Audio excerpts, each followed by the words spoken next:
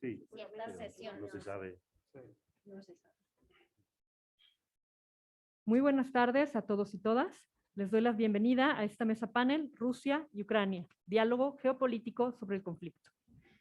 Antes que nada, me encantaría dar las gracias a nuestros panelistas por estar aquí hoy y regalarnos su tiempo, sus experiencias y toda su sabiduría para abrir diálogo sobre este tema tan importante que nos tiene a todos en vilo.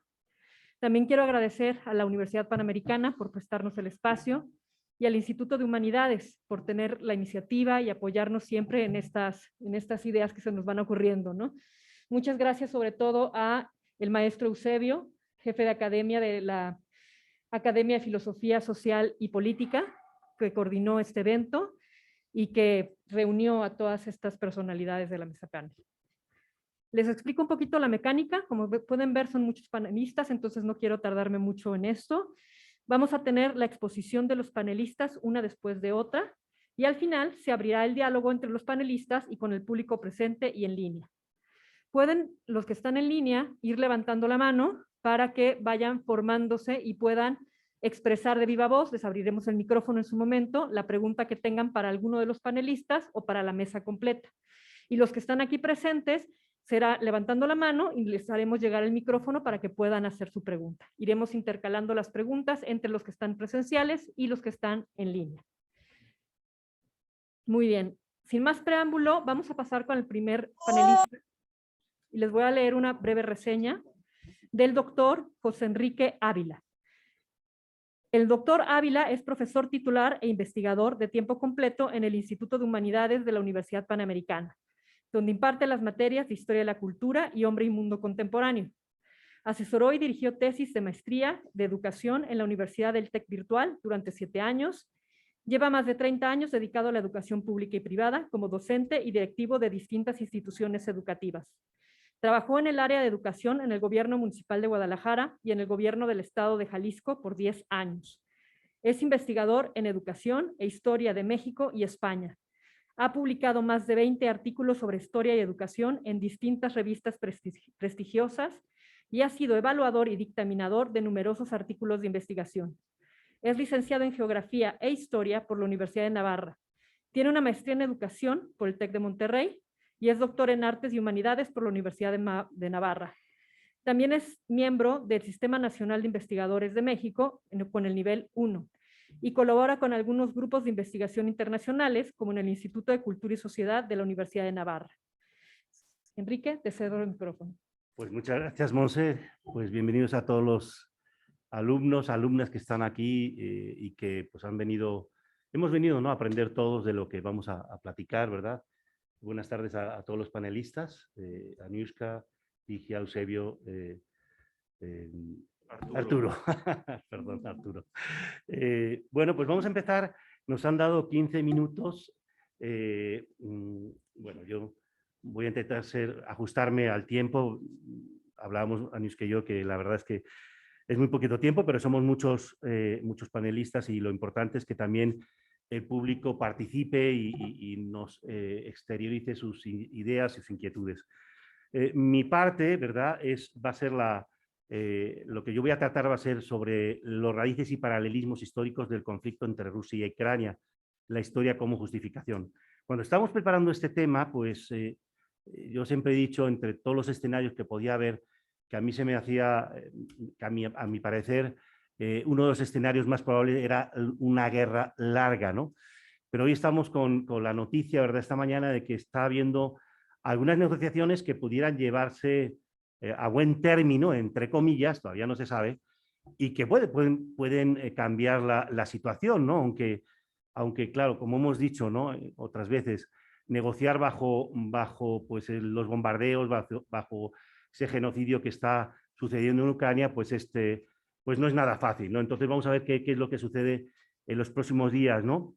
¿Qué es lo que vamos cuál es el trasfondo de esta presentación, ¿no? Pues cómo ha habido líderes a lo largo de la historia, ¿verdad?, que han utilizado la historia como justificación, ¿no?, para sus objetivos o para marcar algún programa, para establecer un proyecto, y lo tenemos aquí muy cercano en nuestro querido México, ¿verdad? Como el proyecto de este gobierno se llama 4T, ¿no? Y las 3Ts anteriores pues están basadas en 3 hitos o acontecimientos históricos y este gobierno utiliza mucho la historia para implementar ese cambio, según ellos, de régimen o ese proyecto de nación, ¿no? Entonces, pues ha habido muchos líderes que han utilizado o gobernantes que han utilizado la historia para implementar sus proyectos, sus objetivos, ¿no? En los últimos días o semanas hemos escuchado el discurso de Putin y de su círculo más cercano, que no llega a 5 o 6 personas, cómo han utilizado pues, acontecimientos o hechos históricos para justificar la guerra, ¿no? Y para justificar sus objetivos, aunque muchos analistas dicen que todavía no se sabe bien qué es lo que pretende Putin o qué es lo que quiere realmente Putin. Y creo que seguramente, aunque acabe la guerra, no lo vamos a saber, ¿no? A lo mejor lo sabremos después de unos años, pues viendo cuáles son sus próximas acciones, ¿no? Vamos entonces a hacer como un balance desde el siglo XIX hasta nuestros días e ir haciendo esa comparación. En el lado izquierdo, que están viendo, vamos a ver la parte histórica y en el lado derecho, cuáles son los parecidos, ¿verdad? O los dichos de Putin y de su gobierno, ¿no? Pero empezamos primero, pues eso, en el siglo XIX el imperio ruso era una grandísima potencia y dominaba grandes territorios. Aquí vamos a utilizar unos cuantos mapas también para los que saben y me conocen y han estado conmigo en clases, saben que nos gusta mucho utilizar los mapas, es fundamental la geografía y entender el espacio, ¿no? Bien, este es el mapa, no tengo el apuntador, pero bueno, este es el mapa del Imperio Ruso para que se den cuenta un poquito así rapidísimamente cómo pues abarcaba pues gran cantidad de lo que es hoy ahorita Rusia también, incluso Finlandia, eso es interesante, Finlandia fue del Imperio Ruso, Finlandia ahorita está en un momento también pues con preocupación, porque acuérdense que Stalin pues invadió Finlandia en el año 39 y fue parte de la Unión Soviética. Luego Finlandia pues, se independizó de la Unión Soviética, pero estuvo bajo el dominio, entre comillas, de la Unión Soviética. Vemos también que era parte de Polonia, por supuesto Ucrania, Moldavia, Georgia abajo, en fin, una serie, por supuesto, Kazajistán, ahí estamos viendo, creo, sí, se ven, el gran vasto imperio de los zares a lo largo de los últimos siglos, ¿no? Aquí pongo a la izquierda una de las grandes zarinas que fue Catalina la Grande, que se ha referido Putin en algún momento a Catalina la Grande, ¿no? Bueno, en el siglo XX, ¿cuál sería la similitud? Pues el siglo XX pues quiere rememorar Putin y volver a ser ese zar de la gran Rusia. Eso lo ha dicho, lo hemos escuchado en sus discursos, hacer de nuevo a este país la gran Rusia de los zares. Y fíjate que no rememora tanto a la época soviética, ¿verdad? A la época de Lenin, Stalin, etcétera, sino más bien se va o se vuelve a lo que fue la Rusia de los zares. Bueno, pues ese es el mapa actual de la Federación Rusa. Como bien saben, es un conjunto de entidades jurídicas, político-jurídicas de distinta denominación. Y bueno, pues ahí esto ahorita es lo que es la Rusia actual, ¿no? Pues vemos pues eso en el lado oeste, Ucrania, Bielorrusia, los países bálticos, etcétera, ¿no? Bien, vamos a la Primera Guerra Mundial y ahí vemos cómo al final de la Primera Guerra Mundial desaparece el Imperio Ruso, los zares, Nicolás, los últimos zares, los últimos Romanov, Nicolás II y Alejandra, pues sabemos que fueron asesinados, ejecutados, y eso reconocido históricamente por los bolcheviques, ¿verdad? Y desaparece el Imperio Ruso y nace la URSS en el año 1922, ¿Qué referencias tenemos actuales a esto? Bueno, aquí está el mapa de lo que es lo que ha sido a lo largo de los años la URSS, ¿verdad? Desde el año 22 y cómo se han ido incorporando los distintos países, ¿verdad? Hasta los últimos que fueron los países bálticos, ¿no? Y Moldavia. Bien, están en color azul. Después de la Guerra Fría también desaparece la URSS como gran potencia. Es decir, eso es un golpe muy fuerte para Rusia. Ya todavía Putin pues no estaba en el poder hasta el año 99 y pues supone una humillación, y eso lo han dicho muchos analistas. Putin quiere recuperar esa gloria y quitarse esa humillación de encima que supuso la desaparición de la URSS, ¿no? Como se asimila a la desaparición del Imperio Ruso. Bueno, esta es la descomposición de la URSS, ¿verdad? Con la fecha de independencia de los distintos países, ¿no? Al final, pues Rusia, ¿verdad? La Federación Rusa es la sucesora legal de la URSS, ¿no? Ahí lo vemos, ¿no? Bien, aquí hay un problema, bueno, algo que hay que considerar, que algunos países de la URSS, ¿verdad? Como fueron Lituania, Letonia y Estonia, pues son de la Unión Europea y son de la OTAN. Eso ha significado pues un golpe fuerte pues a la historia de Rusia, ¿no? Y hay otros países como Georgia, ¿verdad? O Moldavia, Ucrania, que han pretendido y pretenden ser parte de la Unión Europea, incluso de la OTAN, ¿no? Es el gran problema que tenemos encima ahorita, ¿no? Bien, periodo entre guerras es uno de los periodos más interesantes y más importantes, ¿verdad? Desde 1919 a 1939, donde vemos acontecimientos que se parecen mucho a los de hoy en día, ¿no? Primero, esa humillación de Alemania en el Tratado de Versalles, con esos castigos y esas penas que casi destruyen a lo que había sido el Imperio Alemán, y ahorita se conoce como la República de Weimar, y pues eso va a suponer pues un mazazo muy fuerte a la nacionalidad germana, como también lo fue, ¿verdad? Y fue una humillación la disolución de la URSS, vamos comparando, ¿no? Para los rusos y los dirigentes rusos de los años siguientes al año 1991, ¿no? Aquí hay otro acontecimiento importante que también lo estamos como comparando, asimilando, que fue la anexión de Hitler, ¿verdad?, de las tropas alemanas de Austria, porque Austria la consideraba, hijo, dicen que en 5 minutos, pues bueno, no sé cómo la voy a hacer, pero bueno, Austria la consideraba como alemana, lo mismo la anexión de Crimea, se parece mucho. Putin considera Crimea como parte de Rusia, que lo fue, pero del Imperio Ruso.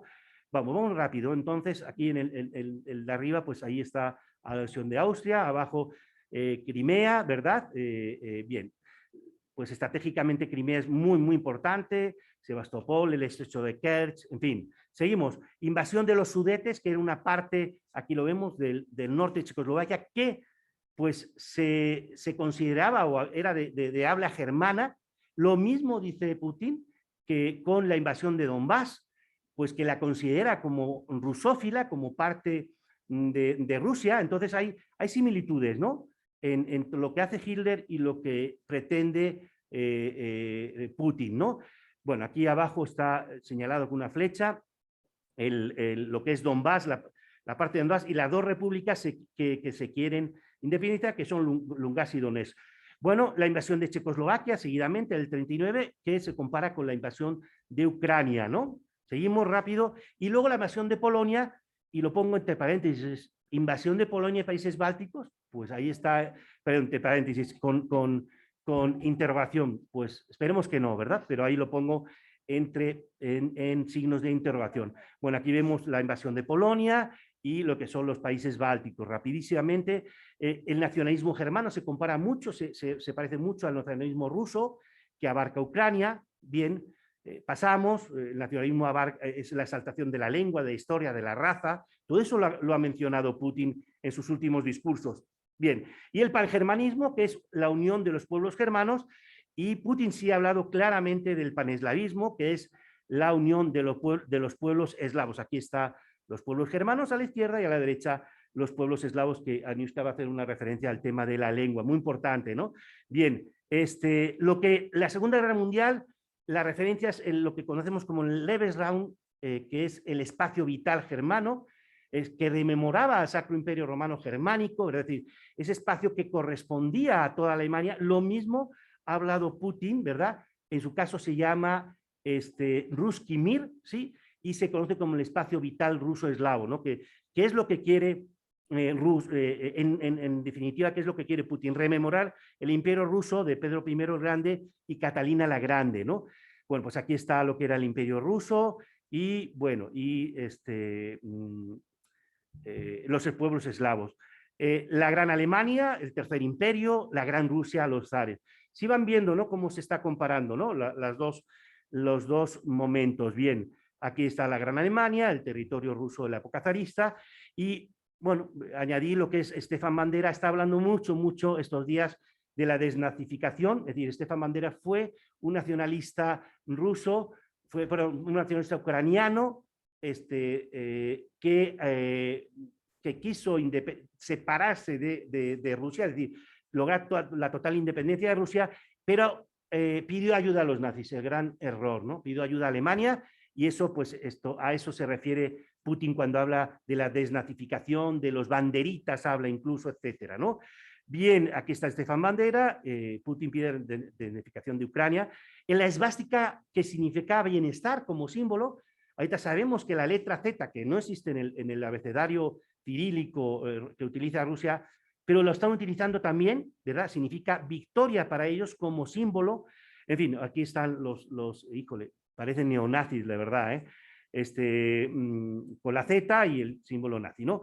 Durante la Guerra Fría, ya vamos acabando en un minuto, la crisis de los misiles de Cuba se asemeja a esa amenaza nuclear, el famoso Satán II de Putin, que, pues, para que sepan, esa bomba nuclear puede destruir toda Francia, ¿sí?, o Texas, para que se den cuenta la capacidad. 200 millones de personas podría matar en un instante. Bien, pues aquí está lo de la crisis de los misiles y el famoso Satán II, ¿no? Y ya, bueno, pues ya lo último para terminar, pues la caída y disolución de la URSS es la pérdida, significa la pérdida de liderazgo mundial, que es lo que quiere recuperar Putin, ¿verdad?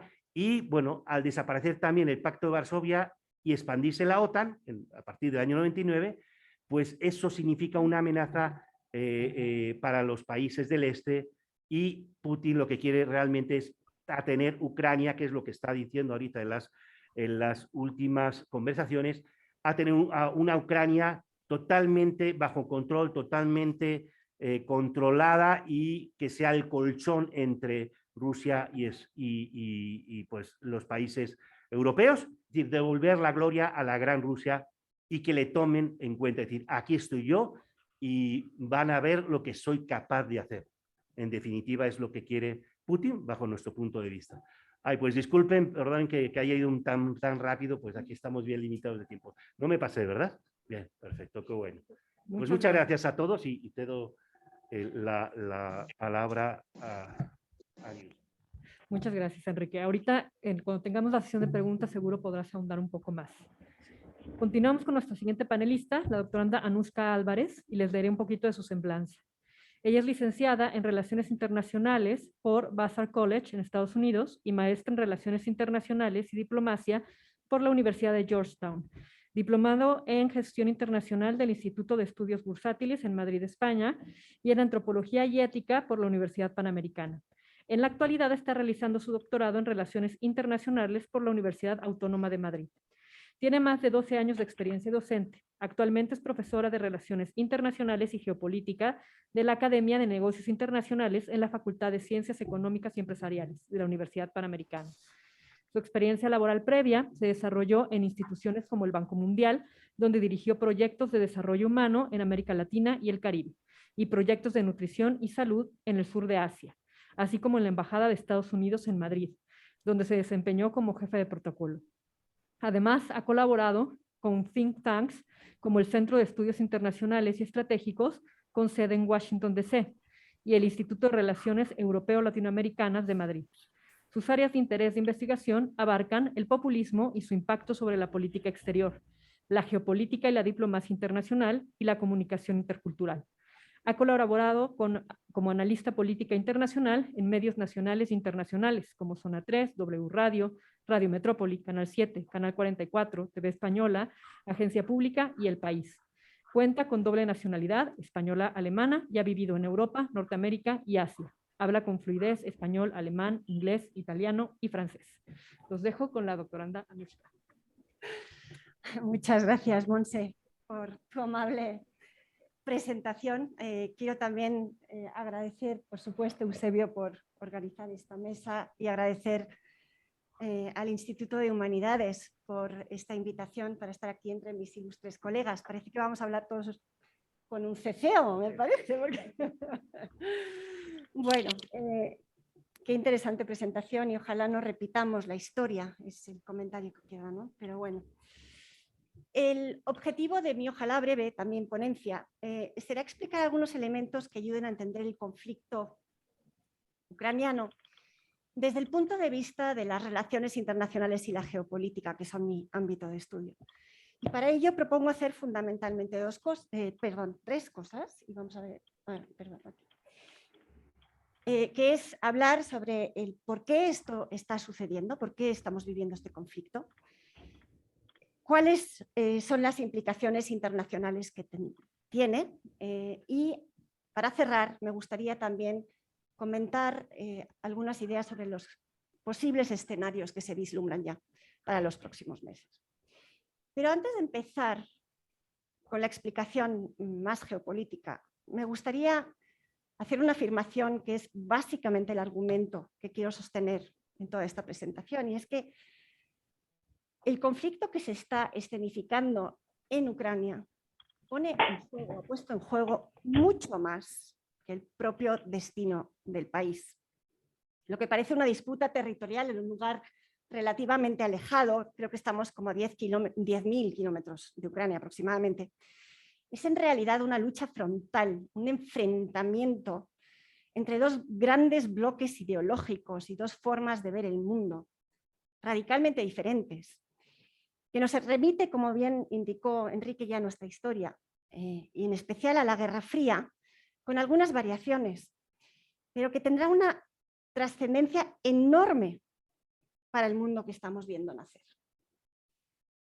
Ahora bien, antes de entrar en los detalles y explicarme con esto, voy a empezar con la incursión en la geopolítica y las variables, y lo voy a hacer también, porque también me gustan mucho los mapas, a través de una serie de libros. Entonces, ¿cuáles son los factores que explican por qué hemos llegado a este conflicto? Y esto es una pincelada solamente, ¿de acuerdo? Pero me voy a intentar centrar en algunos que aportan datos significativos. Aquí tenemos una vez más la ubicación geográfica de Ucrania. Creo que es importante ver el mapa. Ucrania es un país que hasta hace unas semanas tenía aproximadamente 42 millones de habitantes y un territorio que abarca más o menos un tercio de la extensión territorial de México. Es lo que se considera un país medio en el contexto europeo o mundial. Pero sobre todo su ubicación es estratégica. Lo convierten en un punto de encuentro o desencuentro en este caso, entre el este geopolítico y el oeste geopolítico. Lo llamamos el este y el este. Como ven, Ucrania se ubica al sur oeste de Rusia, al sur de Bielorrusia, que es un satélite ruso, al norte del Mar Negro, al norte también de Moldavia y al este de varios de los países que efectivamente ya forman parte de la Unión Europea y de la Organización del Tratado del Atlántico Norte, pero que antes formaban parte del Pacto de Varsovia. Vamos con el mapa lingüístico, que creo que nos remite precisamente a esta ubicación a caballo entre este y oeste, y que refleja que Ucrania tiene un profundo conflicto de identidad, ¿de acuerdo? El mapa nos muestra el porcentaje de la población que habla ruso como lengua materna frente a la parte del país que habla ante todo ucraniano. Y esta división también nos dice cuál es la orientación de la gente que vive en estos territorios. Es decir, los que viven más hacia el oriente y hablan el ruso se sienten más identificados con la madre patria, con Rusia. De hecho, ahí están las dos repúblicas que se declararon independientes, ¿no? Luhansk y Donetsk, así como Crimea. Mientras que los que están más en Occidente, y son un 70% de la población ucraniana, tienen una orientación mucho más proeuropea y de hecho votaron y ganaron en las últimas elecciones democráticas, en las que hemos tenido en los últimos años en Ucrania, siempre por gobiernos de inclinación proeuropea, que al fin y al cabo han sido los que se han acercado a la Unión Europea y a la OTAN. Otros mapas importantes son un reflejo de que más allá de las razones históricas y culturales que hacen que Ucrania esté inclinado de un lado, pero también del otro, de la geopolítica, nos muestran la importancia económica y estratégica que tiene precisamente también por su ubicación. El país, como bien lo saben, porque ya nos está afectando en nuestros bolsillos, es clave para entender el mercado energético a nivel mundial. Es el punto de entrada, y aquí están las pipas de tránsito de gas y petróleo, es el punto de entrada al mercado europeo. De hecho, entre el 40 y el 50% del petróleo y el gas ruso transita por Ucrania para llegar a mercados como el alemán y el francés. Hay que recordar que Rusia es el segundo productor a nivel mundial de crudo, ¿de acuerdo? Y la mitad de este va precisamente a Europa. Alemania depende en un 60%, por ejemplo, del gas y del petróleo ruso, ¿no? Eso explica el interés que hay económico de las dos partes. Y por otro lado, Ucrania es una economía rica en minerales que lidera el mercado, por ejemplo, en hierro, titanio, mercurio, uranio o grafito. Pero no solo eso, es vital en el mercado de los productos agrícolas. De hecho, se le llama la despensa de Europa. Y lidera, por ejemplo, es el primer productor a nivel mundial de girasol y de derivados del girasol, pero también es importantísimo a nivel global en la producción de papa, centeno, maíz y trigo, entre otros productos. Por último, también quiero que se fijen muy rápidamente, abajo está el Mar Negro, abajo de Ucrania. El Mar Negro es el acceso al Mediterráneo, ¿de acuerdo? Y esto es una ruta comercial vital, muy particularmente para Rusia. ¿Por qué? Porque Rusia tiene 3 salidas al mar. Al norte, por San Petersburgo, que supone una salida al Ártico, un mar que está congelado gran parte del año. Y al este, en Vladivostok, creo que aproximadamente 6.000 o 7.000 kilómetros de Rusia, y solamente hacia el Océano Pacífico. Es decir, el asegurar el acceso al Mediterráneo es absolutamente fundamental para Rusia. Ya el último mapa, que lo hemos visto, no lo hemos visto, pero realmente pensaba que lo tenías en la presentación, se refiere a la expansión de la OTAN, la Organización del Tratado del Atlántico Norte. Nos muestra cómo ha evolucionado esta alianza militar defensiva, ante todo, ¿de acuerdo? A partir de la Segunda Guerra Mundial, con los países más oscuros, que son los primeros países que sumaron a la OTAN, y poco a poco con la expansión hacia precisamente los países que hacen frontera y que formaban parte, esto hay que reiterarlo, formaban parte del pacto económico y militar del este. Los países bálticos, Polonia, la República Checa, Checoslovaquia, Hungría y Rumania, ¿de acuerdo? Por tanto, creo que resulta más fácil, viendo estos mapas, comprender cuáles son las dos posturas que se enfrentan en este conflicto que estamos viendo en la actualidad. Por un lado, tenemos a la Federación Rusa, que no sé cuán representada está por el señor Putin, pero ciertamente él dice que habla por el país, que sostiene que la independencia de Ucrania es un error histórico y que las razones históricas, culturales, económicas y comerciales hacen que el destino de Ucrania esté inexorablemente vinculados a Rusia. Además, Putin ha declarado que el acercamiento de la OTAN y de la Unión Europea, de lo que él denomina el imperio de las mentiras a Ucrania, constituye una amenaza existencial a la seguridad y a ese espacio vital, a ese Lebensraum de Rusia. Por el otro lado, tenemos el bando occidental, que apoya a Ucrania de varias maneras. Todavía no hemos visto tropas occidentales en el terreno y esperemos que no las veamos nunca. Pero ahí están la OTAN, liderada fundamentalmente por Estados Unidos, Francia, que ha asumido el liderazgo, también la Unión Europea. que son países que consideran que Ucrania es un país soberano, democrático y que por tanto es libre de elegir su propio destino. Además, consideran que la anexión de Crimea, que se llevó a cabo en el 2014, y la invasión de Ucrania hace unas semanas, constituyen una violación flagrante del principio de soberanía y derecho internacional, que hay que recordar que son los principios que rigen el sistema internacional de la actualidad. Y además, estos países consideran que el conflicto ucraniano y el expansionismo ruso es una fuente de inestabilidad muy fundamental, porque además puede efectivamente amenazar a países que ahora forman parte de la OTAN, como lo son los países bálticos y Polonia. Estos países occidentales lo que quieren ante todo en este conflicto es salvaguardar los valores y principios del sistema internacional. Y lo hacen, como he indicado, a través de una doble estrategia que no es mandar tropas militares, sino fundamentalmente apoyo militar, estratégico, capacitación, armamento y ayuda humanitaria, por otro lado. Ahora, ¿cuáles son las implicaciones internacionales del conflicto? Ya que hemos comprendido algunas de las causas estratégicas. Como toda guerra es impredecible saber exactamente a dónde va esto, pero podemos hablar ya de varias. Tenemos en primer lugar una crisis humanitaria que no tiene precedentes en la historia reciente europea. Nos remite a la Segunda Guerra Mundial. Hemos visto crisis parecidas en Siria, pero esto ha ocurrido en casi solo 3 semanas. Hemos visto 3 millones de ucranianos que han cruzado la frontera hacia Polonia principalmente, con todo lo que esto implica.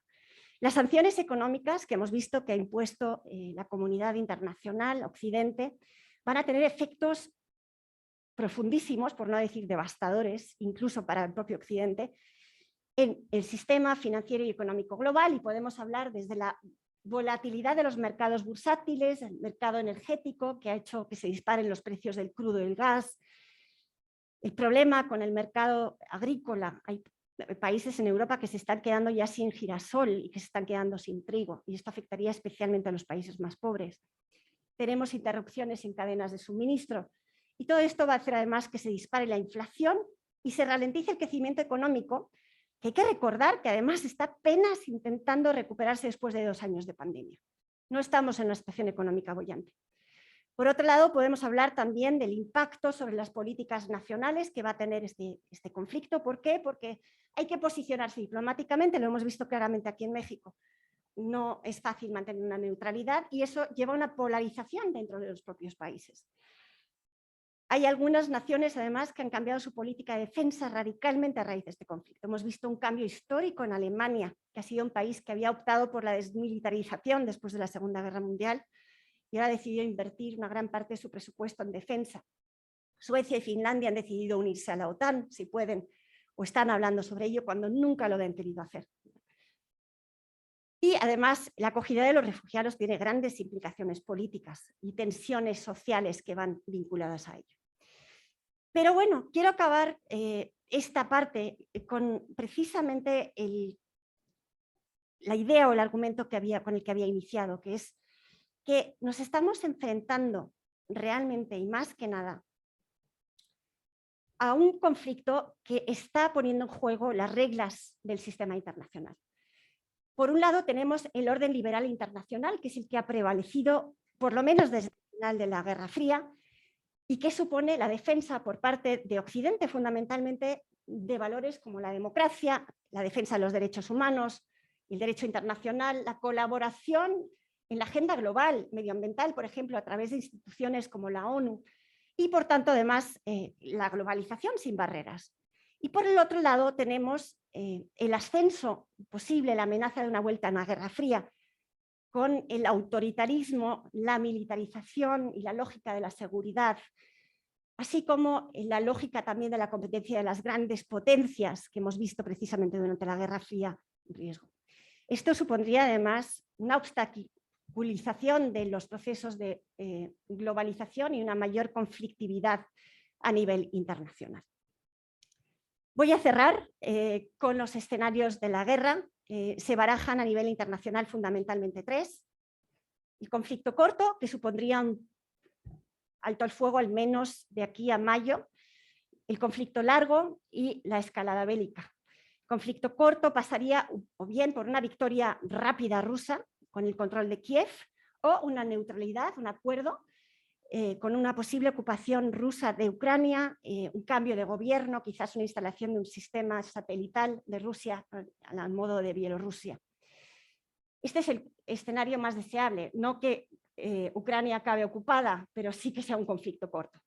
La otra alternativa es el conflicto largo, que supondría un desgaste, un costo económico y humano y una desestabilización de la región con toda la incertidumbre global que esto conlleva, importantísima. Y además con el temor constante a que nos pasemos al escenario 3, que es la escalada bélica. Como saben, hay una amenaza nuclear que pende sobre todos. Se habla de la posibilidad de una escalada calculada o no, errónea, que pudiera empezar a nivel regional y después mundial, y pudiera tomar también varias formas. Lo que vemos ahora en el terreno es una guerra convencional, podría tomar también forma de una guerra cibernética, energética, con apagones eléctricos importantes, y en el peor de los escenarios una guerra nuclear, que ojalá, evidentemente este es el escenario que todos están tratando de evitar a toda costa. Quiero cerrar ya con la idea de que todos estos escenarios pasan fundamentalmente por estas variables. El declive ruso en un principio las sanciones económicas tienen por objetivo ahogar y aislar totalmente al régimen ruso. Hemos visto una unidad en Occidente que no tiene precedentes tampoco. Todos los países han respondido en bloque con la imposición de sanciones económicas a gran escala. Y esto puede resultar realmente en un fortalecimiento de la OTAN, que es exactamente lo opuesto de lo que quiere Putin, todo hay que decirlo. Ahora bien, también podríamos ver el surgimiento de una nueva cortina de hierro, el telón de acero, lo llamamos en nuestro lado del Atlántico, y quizás Rusia convertida en una nueva Corea del Norte, impredecible, peligrosa, con armas nucleares. Es un escenario que tampoco nos gusta. Y esto fundamentalmente tiene mucho que ver con la gran variable en este conflicto, que es China. Va a ser inevitable el ascenso de China y la gran pregunta es, ¿qué postura asume China este conflicto? ¿Estará dispuesto a salir de su aislamiento tradicional o no? Hasta el momento ha tenido una actitud relativamente ambigua, ha lanzado mensajes mixtos, pero no sabemos muy bien cómo se va a desenlazar esto. Voy a dejar ahí, muchas gracias, y podemos retomar algunas ideas después. Muy bien. Muchas gracias, Anushka. Pasamos a nuestra tercer panelista, la doctora Ligia García Béjar. Ella es pedagoga por la Universidad Panamericana, Campus Guadalajara, tiene estudios de maestría en comunicación en la Universidad del Norte de Texas y la Universidad de los Andes en Chile. Doctora en comunicación también por la Universidad de los Andes. Es profesora de tiempo completo y secretaria de investigación en la Escuela de Pedagogía y Psicología de la Universidad Panamericana en Guadalajara, México. Sus líneas de investigación están relacionadas con los estudios de audiencias, de consumo de medios digitales y la educomunicación. Adelante, doctora.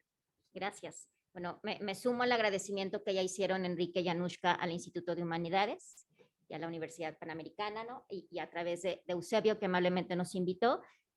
Y yo agradezco sobre todo estar compartiendo una mesa panel con colegas de altísimo nivel, que estamos, y que nuestro mayor interés es comprender mejor el mundo, ¿no? Y poco transmitir un poco de esa comprensión. Creo que eso es lo que hacemos, o lo que es ser universidad, ¿no? Comprender mejor nuestro mundo para transformarlo. Y bueno, vengo aquí yo a compartir un poco de mi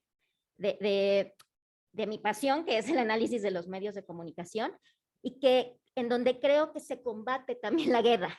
Y no solamente la guerra de Rusia y Ucrania, en general, prácticamente, ¿no? Todos los temas que nos interesan en el mundo actual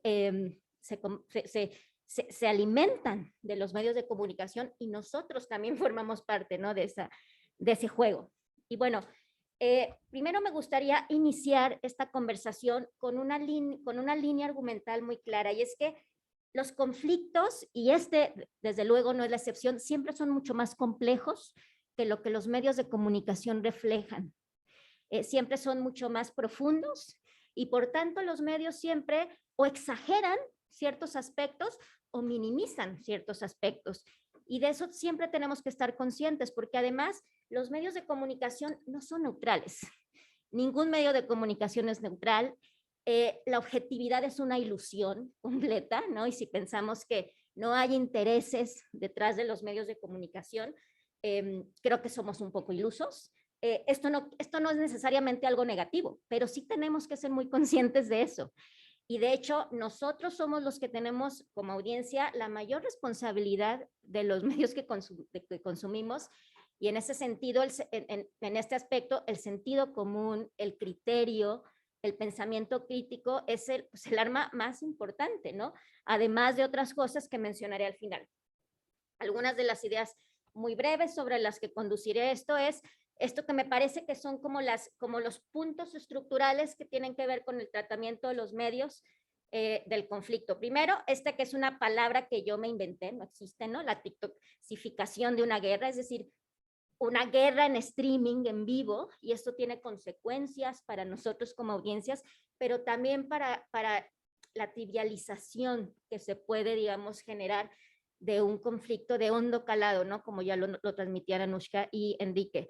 Luego, los fenómenos de desinformación y propaganda, que son comunes en la comunicación de todos los conflictos, y en además de que, digamos, tienen como esta actualización, ¿no? Al siglo XXI y a los medios digitales, me parece que están como potenciados, ¿no? Luego, las narrativas de los líderes de guerra. En este caso, los líderes principales, Zelensky y Putin, son también conductores de una narrativa. O sea, son los protagonistas y nos están contando la historia que quieren contarnos, ¿no? Y eso tiene que ver con su personalidad, con sus propósitos, etcétera, ¿no?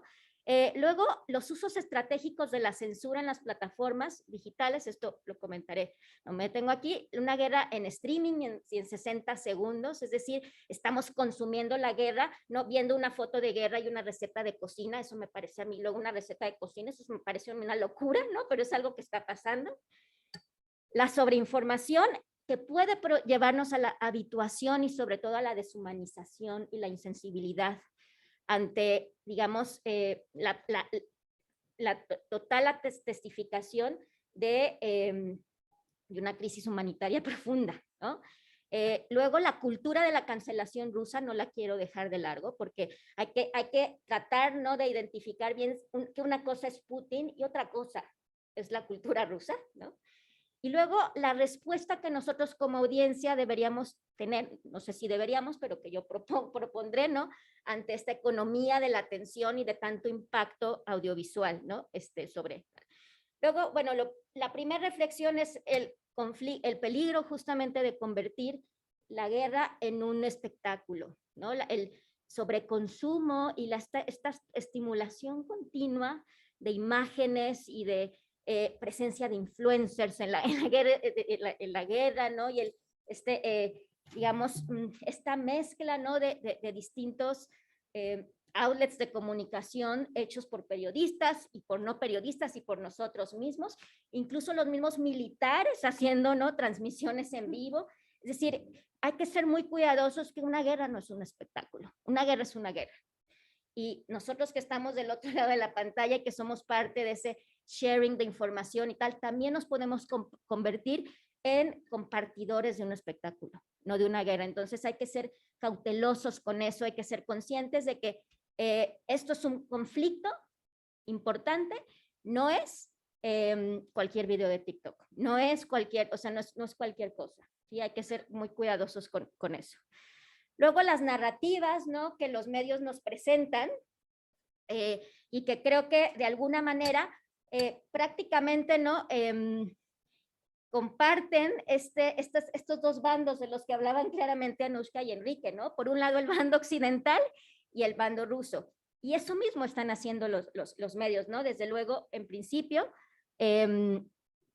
las narrativas que nos estamos encontrando en los medios de comunicación, por un lado, ¿no?, a un presidente, Zelensky, actor, ¿no?, que podríamos hacer el símil como el Eugenio Derbez mexicano o el Adam Sandler, ¿no?, de Estados Unidos, es decir, un hombre profundamente capaz de comunicar, de enganchar, y eso, desde luego, tiene calado también en el ámbito internacional, ¿no?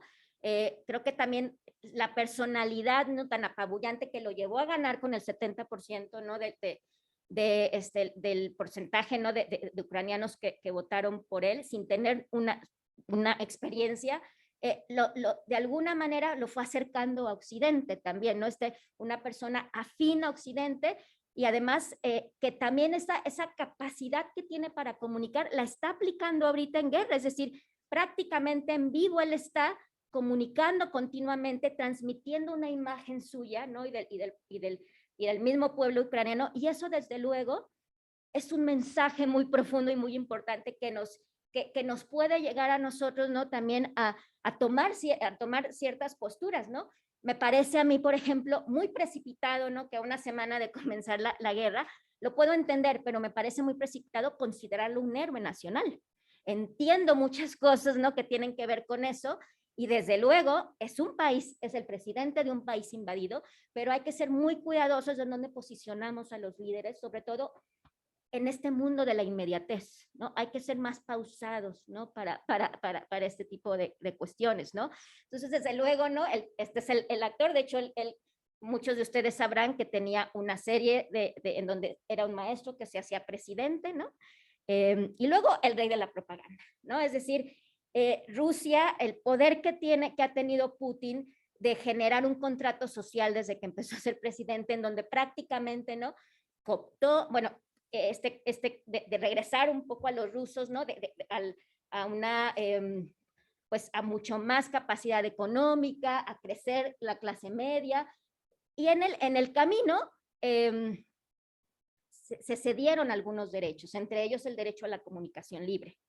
El otro día escuchaba en una anécdota en un podcast donde un papá que vive en Rusia, ¿no? Con su hijo en Ucrania, el hijo, ¿no? Le habla al papá y le dice, oye papá, pues estamos empezando a ser invadidos, ¿no?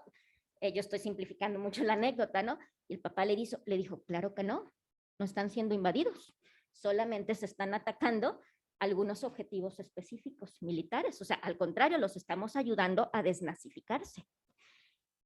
Dijo, papá, estoy, ¿no? Abajo del metro, o sea, te estoy diciendo que ahorita nos están bombardeando. No te están bombardeando, ¿no? Entonces, ¿qué capacidad, o sea, qué más capacidad podemos, ¿no? Entender de la propaganda que un papá que es, digamos, que le cree más a los medios rusos que a su propio hijo. Ese es el poder de la propaganda de Putin, ¿no? Y este comunicador muy sobrio, ¿no? Con poquísimas personas que le rodean, como mencionaba Enrique, ¿no? Muy desconfiado, ¿no? Que nos habla un poco de lo que busca y de sus propósitos. Por otro lado, los poquísimos medios independientes rusos, los activistas rusos que están siendo encarcelados, que se los llevan y los amedrentan y los secuestran, es decir, desde luego, una censura completa a los medios de comunicación que, desde luego, propaga, ¿no? Sus efectos propagandísticos. El contraste, ¿no? De los titulares de un medio ruso como Russia Today con los contrastes de medios occidentales, en este caso como de New York Times, ¿no? En donde se cuentan dos historias completamente distintas de la guerra, ¿no? Luego los símbolos visuales tan, digamos, tan fuertes, ¿no? Esta es una de las fotografías más insignes de la guerra, ¿no? De un hospital de Mariupol. Y esta mujer que murió junto con su bebé, y que en realidad eso es la guerra, ¿no? Por otro lado, ¿no? Un tema del que no quería quedar ajena, que es que las plataformas digitales como Facebook, como YouTube, como Twitter, están censurando medios rusos. Eso en sí mismo, a mí me parece que es un tema que como audiencia nos tiene que preocupar, porque estamos hablando de empresas privadas censurando y decidiendo lo que tenemos que consumir o no. Y como audiencia no tenemos que perder nunca el poder de lo que nosotros tengamos que consumir. No nos tienen que decir que consumir, mucho menos empresas privadas. Y con eso hay que ser muy cuidadosos, porque entonces la censura puede estar en poder de cualquier persona, ¿sí? No solamente de líderes tan negativos como Putin, sino de empresas que finalmente tampoco es que busquen el bien del mundo, o sea, tienen intereses primordialmente económicos, que no son ilegales en sí mismos, pero que nos utilizan a nosotros y nos manipulan como audiencias. Por otro lado, ¿no? Esta, digamos, cultura tan trivial de la cancelación, ¿no? En donde también nosotros tenemos un rol en el que tenemos que pensar en eso, ¿no? ¿Qué se vale cancelar y qué no se vale cancelar? Por un lado no están las sanciones económicas, ¿no? De las cuales ya nos hablaron y que tienen desde luego un fin, pero por otro lado está, ¿no? Esta, digamos, maquinaria de cancelación, ¿no? Sobre todo de la cultura, ¿no? Y que desde luego una cosa es eso y otra cosa es Putin, porque no podemos olvidar todo lo que nos ha dado y lo que nos da la cultura rusa, ¿no? Y tenemos en ese sentido que sospechar de esas también, de esas cancelaciones, porque tampoco digamos, nos pueden decir qué es lo que tenemos que consumir y qué no. Es decir, me parece que justamente ese autoritarismo que pasa en la política también pasa en los medios de comunicación, pero en este caso nosotros sí tenemos el poder de pararlo, ¿sí? Entonces eso me parece que es una reflexión. Y finalizaría con algunas recomendaciones que son para todos nosotros, ¿no? Vivimos en una economía de la atención. Los medios de comunicación lo que buscan es que estemos ahí todo el tiempo. Y eso, sobre todo en términos, ¿no?, de contenido de una guerra, sí tiene efectos en nosotros. Entonces tenemos que reconocer y fomentar y propiciar una dieta informativa, pues, o una curaduría, ¿no?, como queramos llamarla, pensada.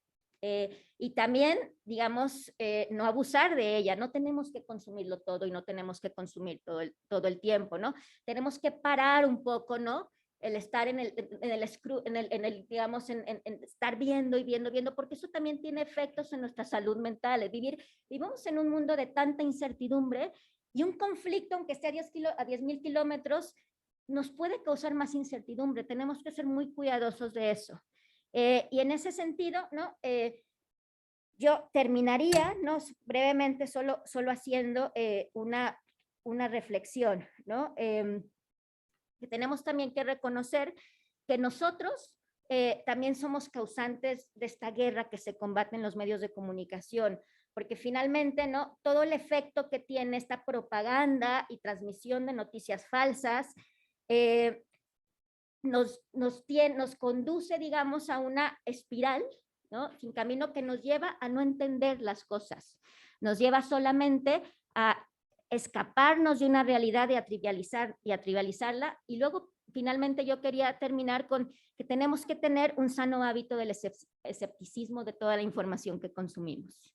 Sí, tenemos que, digamos, dar un paso atrás de la información y alejarnos también y apagar el celular de vez en cuando, ¿no? Gracias. Muchas gracias, doctora. Continuamos con el siguiente expositor, el doctorando Eusebio Santoyo. Es licenciado en Pedagogía por la Universidad Panamericana, Campus Guadalajara. Tiene estudios de maestría en Filosofía por la Universidad de Guadalajara. Tiene la maestría en Historia del Pensamiento y la especialidad en Competencias Didácticas, ambos grados por la Universidad Panamericana. Ha sido profesor de Filosofía en el Instituto Tecnológico de Estudios Superiores de Occidente y en la Universidad del Valle de Atemajac. También ha sido coordinador académico en el Instituto de Educación Familiar, profesor del área de factor humano en el Instituto de Capacitación de Mandos Intermedios, profesor de filosofía en el Centro de Estudios e Investigaciones Bioéticas y profesor de filosofía en Enlace Occidente. Actualmente es profesor de tiempo completo en el Instituto de Humanidades de la Universidad Panamericana, Campus Guadalajara, donde ha impartido clases de antropología, ética, historia de la cultura, filosofía social y filosofía política. Adelante, José. Muchas gracias. Quiero empezar con una frase que puede resultar un poco polémica y el contexto creo que lo amerita. Una frase del británico George Berkeley que dice que los filósofos se han encargado a lo largo de la historia de levantar grandes polvaredas para después quejarse de que no se ve bien. Bueno, yo creo que en esta ocasión no estaremos en esas condiciones porque ya mis compañeros me parece que se han encargado de poner el terreno firme sobre lo que vamos a seguir comentando. Yo solamente subrayaré algunos puntos y los enfatizaré de lo que ya se ha dicho y agregaré algunos otros elementos y reflexiones más, ¿no? Cada uno de estos puntos ameritaría pues una charla más larga de un par de horas por lo menos cada uno, lo mismo de lo que ya mis compañeros han dicho, pero bueno, trataremos de hacer una síntesis un tanto apretada. Algunas reflexiones que no pretendo agotar serían más o menos estas. ¿Es posible la guerra justa? ¿Es la guerra necesariamente un bien para la sociedad desde algún punto de vista ideológico pudiera ser? ¿Qué relación hay entre guerra e ideología y la guerra como constante de la historia? Y yo les prometo ser breve, por lo menos en diapositivas, ¿no? Tengo nada más 3 slides. Los voy a pasar ahorita mismo, inclusive para que, haciendo una referencia icónica del valor del arte, creo que el arte también es una perspectiva de comunicación que nos puede ayudar a interiorizar y a ser consciente de una serie de actitudes que tenemos ante el fenómeno que hoy en día nos ocupa. Obras que seguramente algunos de ustedes habrán visto alguna vez. Me parece que esa es clásica, que todo mundo la conocemos. Esta quizás un tanto menos, pero seguramente alguien la habrá visto alguna vez. Una obra de Francisco de Goya, El sueño de la razón produce monstruos. La anterior es prácticamente el Guernica de 1937, a propósito también del contexto de la Segunda Guerra Mundial. Y la última creo que es menos conocida, pero me parece que es muy significativa, de Paul Klee, Angelus Novus, ¿no? Bueno, iré comentando a propósito de estas obras algunos de los significados que desde el punto de vista de filosofía nos pueden servir para tomar un punto de vista, como ya se ha dicho, crítico y reflexivo, en donde el acontecimiento de lo que sucede en el mundo, en este caso la guerra, pues nos convoca para pensar de manera crítica, para pensar de manera histórica, pero sobre todo también para tomar compromisos de cara al futuro. Entonces, la filosofía presupone de alguna forma una serie de presupuestos antropológicos, éticos, políticos, desde luego, e incluso hasta metafísicos. No habrá tiempo suficiente para explicar cada uno de ellos. Trataré más o menos de amalgamarlos en una síntesis de los minutos que nos puedan quedar.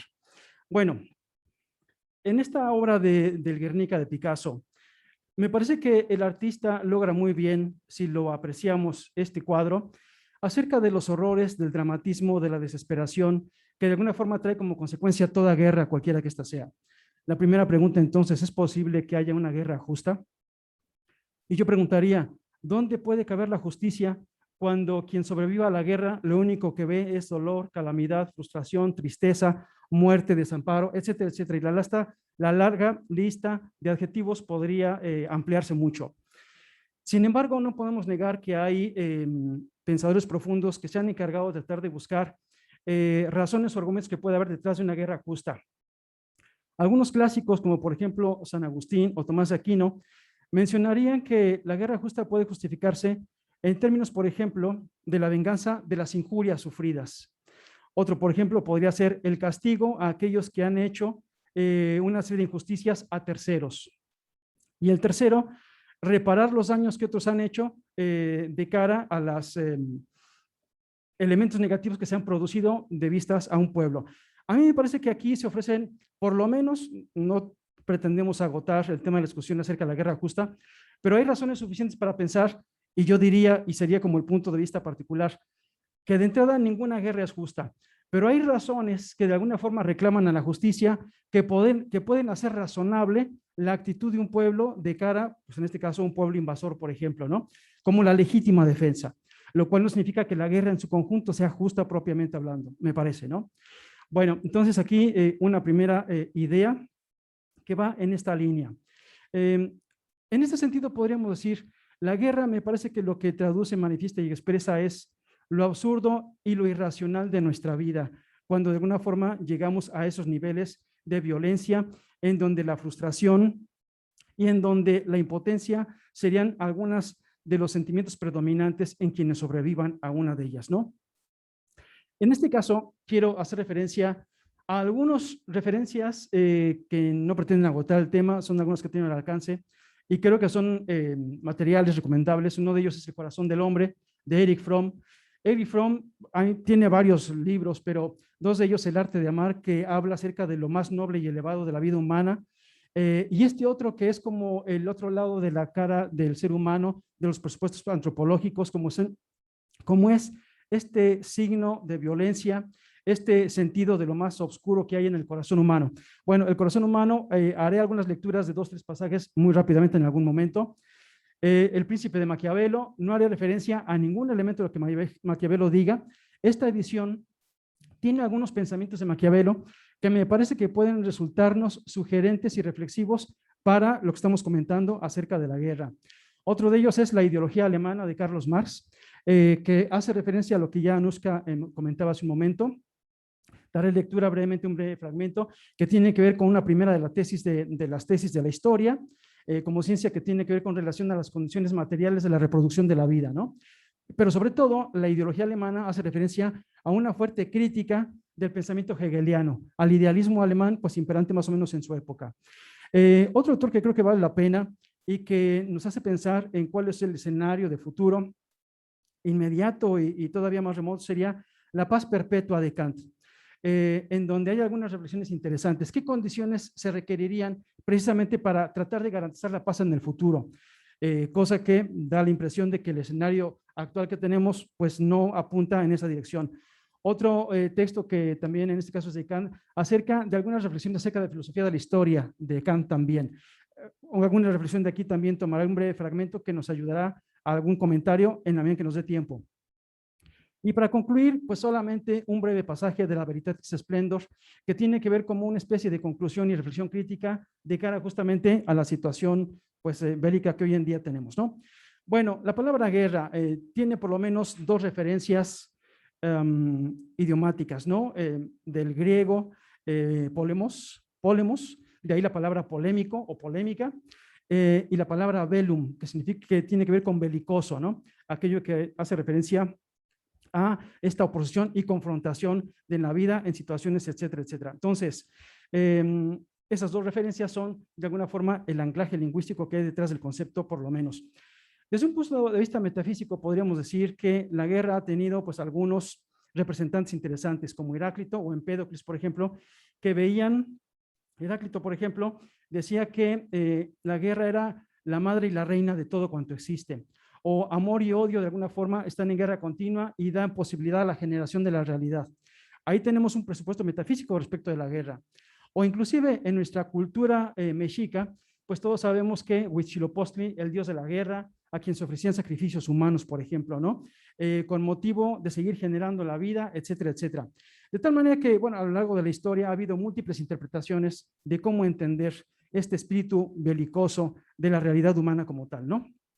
Bueno, otros autores, ya de los modernos, por ejemplo, podríamos mencionar a Hobbes o a Locke, que hablan de un estado de naturaleza. El estado de naturaleza habitual de la vida humana es el estado de guerra.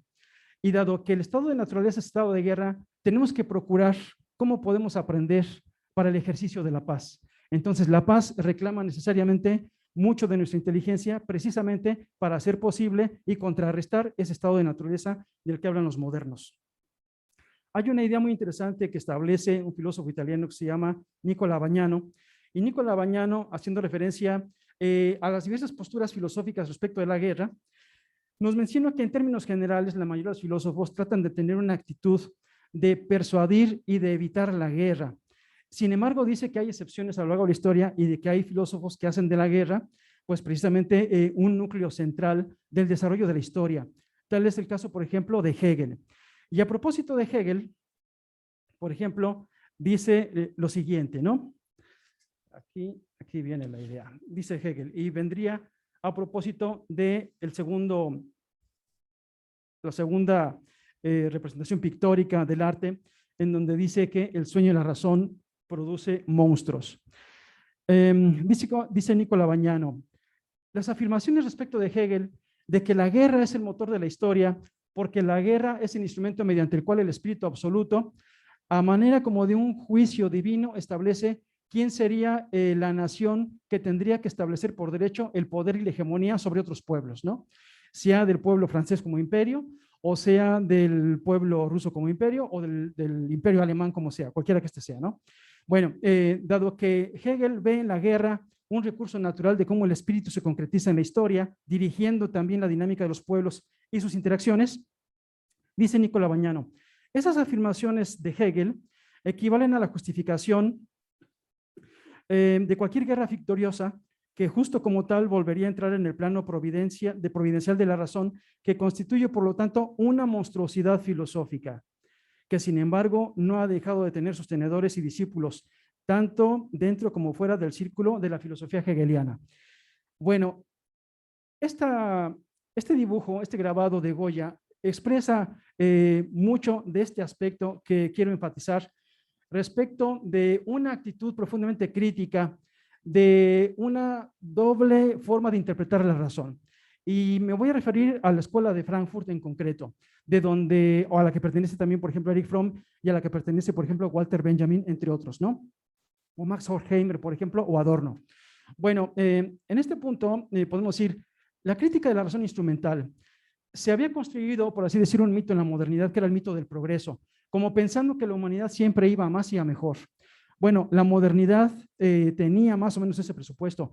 Hoy en día, en la posmodernidad, y dado las atrocidades de las guerras mundiales, nos indicarían que más bien se ha hecho un uso instrumental de la razón. La razón nos puede servir efectivamente para hacer mucho bien, pero también inclusive como una herramienta fundamental para autoaniquilarnos. Esa crítica de ese poder instrumental de la razón, pues en gran medida ha sido desarrollada precisamente por este círculo académico que es la Escuela de Frankfurt, ¿no? Bueno, y luego esta última obra, porque ya en los últimos minutos que nos quedan, creo que puede valer la pena algún breve comentario de qué significa esta obra de Paul Klee. Este dibujo de Paul Klee, que se llama Angelus Novus, voy a leer una de las tesis de Walter Benjamin. Walter Benjamin también pertenece a este círculo de intelectuales de la Escuela de Frankfurt. Y este filósofo, pues le llama la atención esa pintura, ese cuadro, y hace una interesante reflexión que voy a leer en el texto siguiente, y creo que entenderemos cabalmente cómo interpretar este cuadro. Dice Benjamin, hay un cuadro de Klee que se llama Angelus Novus. En él se representa un ángel que parece como si estuviese a punto de alejarse de algo que le tiene pasmado. Sus ojos están desmesuradamente abiertos, la boca abierta y extendidas las alas. Y este deberá ser el aspecto del ángel de la historia. Llama a este el ángel de la historia, ¿no? Ha vuelto el rostro hacia el pasado, donde a nosotros se nos manifiesta como una cadena de datos. Él ve una catástrofe única, en donde se amontonan incansablemente ruina sobre ruina, arrojándose a sus pies. Bien quisiera él detenerse, despertar a los muertos y recomponer todo lo hecho pedazos. Pero desde el paraíso sopla un huracán que se ha enredado en sus alas y que es tan fuerte que el ángel ya no puede cerrarlas. Este huracán le empuja irreteniblemente hacia el futuro, al cual da la espalda, mientras que los montones de ruidas crecen ante él hasta el cielo. Ese huracán es lo que nosotros llamamos progreso. Me parece que es muy interesante esta tesis 9 que podemos encontrar en tesis sobre filosofía de la historia de Benjamin, porque me parece que traduce muy bien una visión crítica y hasta podríamos pensar negativa de la historia, ¿no? Benjamin murió pues prácticamente asesinado, no le tocó ver la conclusión de la Segunda Guerra Mundial, pero me parece que se quedaría corta la interpretación que hace Benjamin si hubiese tenido noticia de la profunda devastación y destrucción que ocasionó la bomba atómica, cuya versión mejorada y aumentada la tenemos en el Satán II, por ejemplo, ¿no? Ese ángel de la historia, pues no solamente vería con pasmoso horror el rostro hacia el pasado, sino que seguramente se desintegraría en las primeras centésimas de segundo cuando hubiese una catástrofe así, ¿no? Con esto prácticamente quiero concluir con dos frases básicamente que en menos de un minuto lo podríamos hacer brevemente. Una de ellas es esta frase, justamente, que viene en la Veritatis Splendor y que me parece que coincide también con una idea de Emmanuel Levinas, que es un filósofo, yo diría, muy importante dentro de la tradición fenomenológica contemporánea. Y vamos a ver la coincidencia brevemente. Dice, el esplendor de la verdad brilla en todas las cosas del Creador y de modo particular en el hombre creado a imagen y semejanza de Dios. Pues la verdad ilumina la inteligencia y modela la libertad del hombre, que de esa manera es ayudado a conocer y amar al Señor. Lo que quiere decir aquí la introducción de la Veritatis Splendor es que si hay una encarnación en la historia de la realidad divina es efectivamente el rostro humano, es la realidad humana como tal. La realidad humana como tal encarna en buena medida la manifestación del logos, la manifestación justamente de lo que la verdad misma es en buena medida, aunque el ser humano tiene el poder de tergiversar esa misma verdad de fondo. Y ante esta perspectiva de lo que dice la Veritatis Splendor en su introducción, hay una frase de Manuel Levinas que me parece que coincide profundamente con esta idea. Esa frase de Levinas dice: el rostro humano fundamentalmente consiste en este imperativo que dice que no hay que matar como un mandamiento fundamental, porque el rostro humano es la manifestación de lo divino. A grosso modo, más o menos es la idea que habría detrás de esta perspectiva de Levinas, un pensador judío también que le tocó padecer los estragos de la guerra y que hace una perspectiva muy crítica que ha sido particularmente predominante en la perspectiva de círculos académicos latinoamericanos, más que europeos incluso. Bueno, pues aquí dejamos las reflexiones, daría para más, pero tendremos ahora la siguiente intervención. Muchas gracias. Muchas gracias, Eusebio. Y pasamos con nuestro último ponente, el doctorando Arturo Soto González. Él es ingeniero industrial por el Tecnológico Monterrey, tiene la licenciatura en filosofía por la Universidad Panamericana, tiene el curso de perfeccionamiento del IPADE AD2, MBA por la Universidad de Vilnius, Lituania, profesor de ética y administración en la UP Guadalajara, profesor de gestión y liderazgo de la Universidad Internacional LCC en Lituania y UC de Lille de Francia, consultor de negocios en CRC Consulting, Lituania, gerente de cuentas para España, Reino Unido, Suecia, en World One, Lituania, y actualmente está estudiando el doctorado en Administración y Liderazgo en la Universidad de Phoenix. Adelante, Arturo. Muchas gracias, Monse. Perdón, Gracias. una cosa, un aviso, si alguien necesita hojas para hacer preguntas, allá atrás tenemos. Bien, gracias. Muchas gracias por la invitación al Instituto de Humanidades y pues las intervenciones que ha habido aquí sobre la historia, las relaciones internacionales, los medios de comunicación, la filosofía, pues nos dan ya un panorama, digamos, ya exhaustivo. Yo voy a ser muy breve porque yo viví 20 años en Lituania desde el año 97 y creo que pues es una perspectiva única porque ninguno de ustedes lo ha hecho, ¿verdad? Yo he vivido ahí, he vivido en un país que salió de la ocupación soviética y estaba devastado. Conozco mucho la cultura de los países bálticos, de Finlandia, de Ucrania y de Rusia, porque me tocó viajar ahí durante esos 20 años. He tenido relación con ellos y creo que es interesante la postura que yo pueda darles a ustedes. Si esto enriquece, estaré feliz, ¿verdad?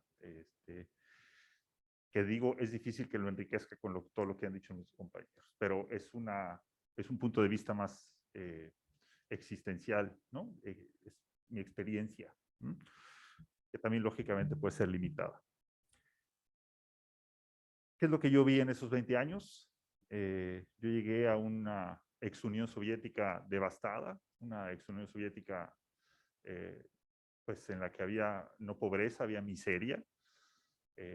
Se había, pues lógicamente, descuidado mucho todo, desde la economía, y no se diga la familia, no se diga la educación, aunque tenían un altísimo nivel educativo, un altísimo nivel académico desde el punto de vista técnico, pero sí estaba devastado el país, digo, los países, ¿no? Vi en esos 20 años a países como los bálticos correr y hacer todo lo posible para cuanto antes, mientras Rusia esté débil, unirnos a la Unión Europea, unirse al tratado militar de la OTAN, porque lo decían desde el primer día que yo llegué y hasta el último que me voy, y sigo oyéndolo porque sigo en contacto con ellos, Rusia en cualquier momento regresa. ¿Okay? O sea, esa era la cantidad. Y yo decía, pero ¿cómo es posible? Si estamos en el siglo XX, ¿no? 21 ya, decir, no va a regresar, o sea, eso es del siglo pasado. Bueno, pues me equivoqué, ¿verdad? La amenaza sigue ahí, ellos son conscientes de eso, eso es lo que ha pasado siempre, dicen ellos, ¿verdad? Vi a otros países seguir coqueteando con Rusia, como Bielorrusia, ¿verdad? dejándose pues totalmente dominar por el poderío de Rusia. Y vi a una Ucrania, ¿sí? Yo creo que, no sé si ustedes tengan un antecedente de este país, pero es un país, como ya lo dijeron, profundamente rico. El granero de Europa, manejado por 8 familias de oligarcas, ¿verdad?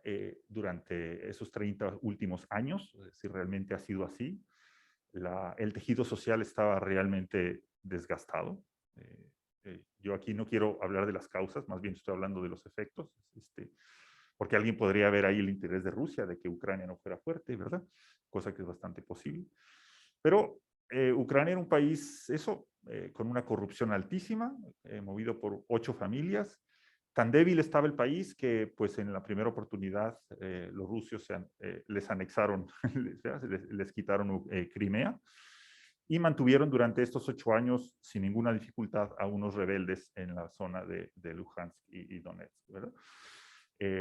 ¿Por qué? Porque el país realmente es débil desde el punto de vista social, ¿no? Hablando de capital social, pues eso es Ucrania, la verdad. O sea, si alguien deberíamos de culpar en todo esto, ¿verdad? Pues es la sociedad ucraniana. O sea, ¿por qué no te has fortalecido, no? Es decir, en estos 30 años de independencia, cuando ha habido otros países como los bálticos, ¿verdad? Pues que corrieron, ¿verdad? Que se ordenaron, ahora sí que se pusieron las pilas y lograron una garantía, ¿no? Militar que es la OTAN, ¿de acuerdo? Y Ucrania no lo ha hecho. No quiero culparlos desde luego, ni muchísimo menos, pero quiero dar esa visión, ¿verdad? Que creo que aquí no se tiene, ¿verdad? Parecería que Ucrania, pues es un país que de repente de buenas a primeras se vio invadido. Yo creo que sí le han sembrado la corrupción, sí le han sembrado esa invasión, pero algo tienen que ver ellos con todo eso. ¿Y qué es lo que yo vi en Rusia? Me tocaron los últimos años de Yeltsin, ¿no? Un hombre tremendamente manejado por las oligarquías rusas, y el resurgimiento de Putin. Putin llegó a Rusia como el gran salvador. ¿De acuerdo? Es decir, la Rusia de Yeltsin estaba desmembrándose, estaba en manos de unos cuantos grupos que se peleaban por el poder. Llega Putin con mano dura y pone el orden, nos guste o no, pero ha puesto orden. Sinceramente, Putin quería ser zar, sí, y el pueblo ruso quería un zar. Eso no hay que perderlo de vista. Su popularidad es altísima, es decir, los rusos lo quieren en su gran mayoría. No cabe duda que la prensa occidental nos muestra a los periodistas que encarcela y a aquel otro que se envenenó, quién sabe quién y no sé qué. Desde luego que sí, pero el hecho es que el pueblo ruso lo quiere mucho, ¿verdad? Putin es entonces el zar. ¿Cómo piensa Putin? Y yo solo quiero decir una frase que le oí a Putin decir: el peor cataclismo del siglo XX ha sido la destrucción de la Unión Soviética. Cataclismo geopolítico, ¿verdad? Corrigiendo mis palabras. Él piensa eso. ¿Y por qué piensa eso? Porque los rusos están convencidos que son el pueblo que salvó a Europa de Hitler.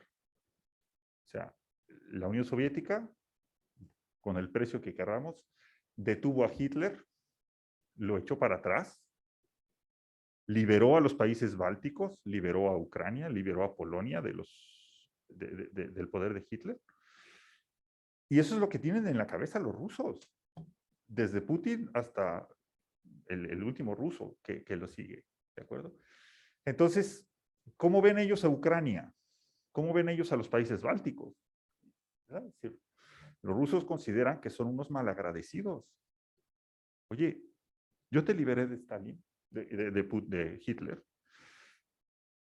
Yo te convertí de un país de agricultores, ¿no?, en un país que ganaba medallas en las Olimpiadas, que tienes medallas, que tienes premios Nobel, que tienes universidades, que tienes armas atómicas, y ahora te me volteas. Que eso lo hagan los países bálticos, muy bien, no son eslavos, allá ellos. Además, se les fueron cuando Rusia era muy débil, ¿de acuerdo? Ahorita no lo podrían hacer, sinceramente. Pero Ucrania es otra cosa. Ucrania es la madre. ¿De acuerdo? La cultura rusa nace en Kiev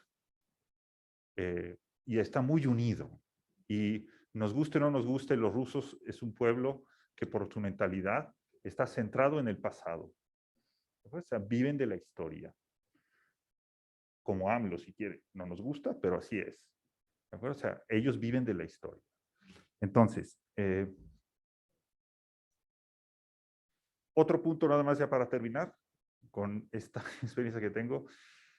El pueblo ruso y en general, pues toda la ex Unión Soviética está muy decepcionada de Occidente. ¿Sí? Por muchas cuestiones ideológicas y morales que ellos ven. Es decir, la desintegración moral de Occidente para ellos es un escándalo. Es decir, toda la cuestión de género, toda la cuestión de la cuestión religiosa incluso, ¿de acuerdo? Para ellos es escandaloso. Y luego también la hipocresía que muchas veces ha demostrado Occidente. Por eso Putin les llama el reino de la mentira. ¿De acuerdo? O sea, no me vengas con que hay bombas, armas químicas en Irak cuando no hay armas químicas en Irak. ¿De acuerdo?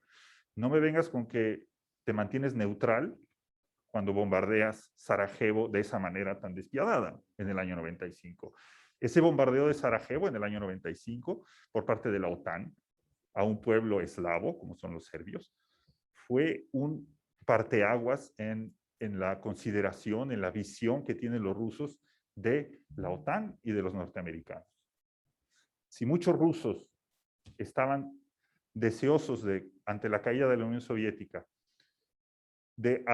pues de alguna manera, no sé, adoptar el modelo europeo, el modelo occidental, las guerras en Serbia, las guerras en Irak y todo esto, han demostrado decir, son en Afganistán. Los americanos y la OTAN son unos hipócritas. Bueno, yo no justifico eso, yo estoy tratando de explicarles lo que mis amigos me cuentan. He tenido contacto con muchos intelectuales, ¿verdad? Rusos, he podido hablar con ellos sobre el tema y la verdad es que esta es la visión. ¿Sí? Entonces, nada, espero con esta experiencia breve, ¿verdad? Porque también ya me están marcando aquí el tiempo, gracias. Con esta experiencia breve, pues dar un poquito la visión del otro lado. Sin lógicamente quitar nada de lo que brillantemente han dicho mis colegas. Pues muchas gracias. Muchas gracias, Arturo. Muy bien, vamos a la sesión de preguntas. Tengo aquí ya unas cuantas preguntas que nos han hecho llegar.